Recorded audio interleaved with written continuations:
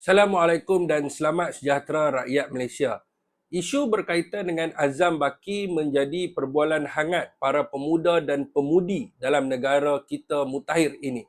Saudara dan saudari, untuk kita melawan sesuatu perkara, ia tidak boleh sekadar bersuara dan berhimpun di mana ia perlu disusuli dengan sesuatu tindakan yang jelas. Saya tertanya-tanya, berapa sudah laporan PDRM atau aduan SPRM telah dibuat terhadap Azam Baki?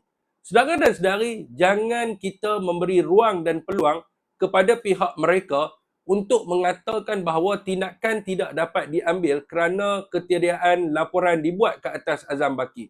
Selama ini itulah jawapan dan alasan yang diberikan oleh pihak kerajaan dalam apa kes sekalipun. Semuanya tiada laporan dibuat.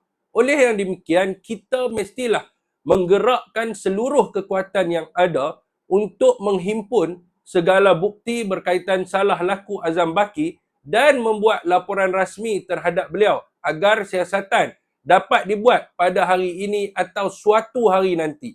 Saya menyeru seluruh rakyat Malaysia, terutamanya lah pemuda dan pemudi yang giat berjuang sekarang ini untuk kita mula membuat laporan rasmi kepada Azam Baki dan kongsikan di media sosial. Apakah respon rakyat Malaysia?